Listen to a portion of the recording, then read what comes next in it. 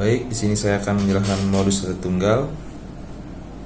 Modus berasal dari kata mode, yang artinya merupakan nilai variabel, yang mana mempunyai suatu frekuensi tertinggi dari sekumpulan distribusi frekuensi.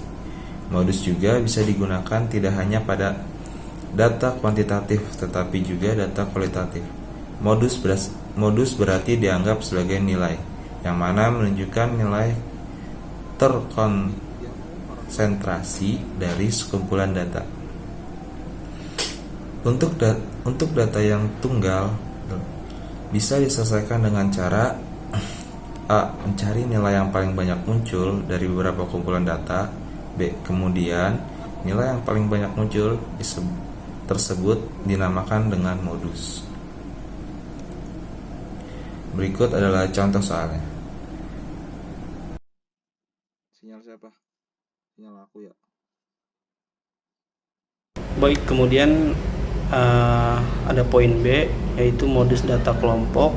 Sama halnya dengan mean dan median, modus juga bisa dicari apabila data tersebut adalah data kelompok.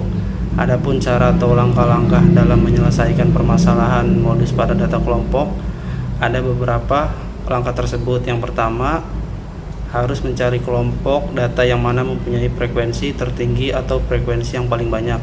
Dan yang kedua, kemudian menentukan nilai tepi kelas bawahnya dalam kurung TBK, frekuensi modus, kelas interval, dan nilai selisih dari frekuensi modus terhadap frekuensi kelas sebelum dan sesudah.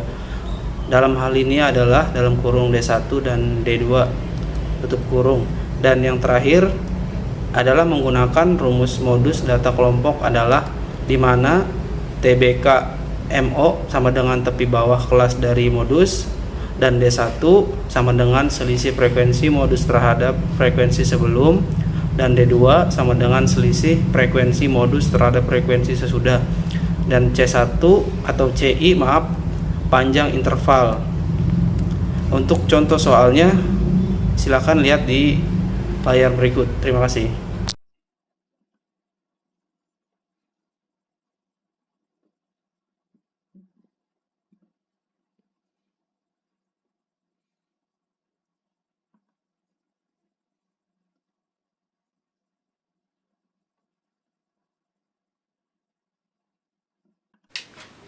Kemudian ada hubungan antara mean, median, dan modus. Jika distribusi pada sekelompok data merupakan simetris, sudah jelas bahwa mean, median, serta modusnya pasti akan berada pada satu titik di bawah titik puncak kurva tersebut. Apabila distribusi tersebut menceng atau skewed, bisa menceng negatif maupun menceng positif, maka ketiga kurva tersebut menjadi terpencar. Lain halnya dengan modus yang tetap berada di bawah titik puncak. Mean akan ditarik ke arah nilai ekstrim, kemudian median terletak di antara keduanya.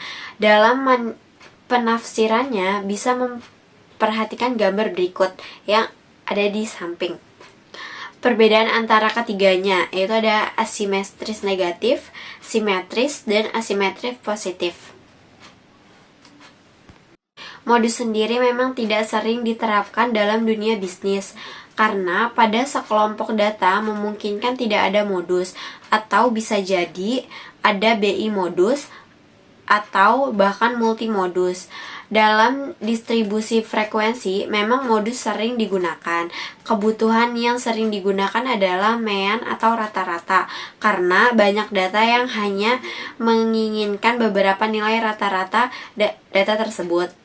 Dan kebanyakan dari mean tersebut mempunyai beberapa persyaratan.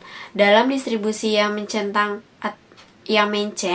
atau skewed, nilai dari median merupakan ukuran pemutusan data yang lebih baik dari mean, karena mean didesak dari wilayah tengah ke area kemencengan. Kemudian median mempunyai persyaratan 50-50 atau 50-50 yang mana tidak ada pada mean. Sekian penjelasan dari kelompok kami, semoga bermanfaat.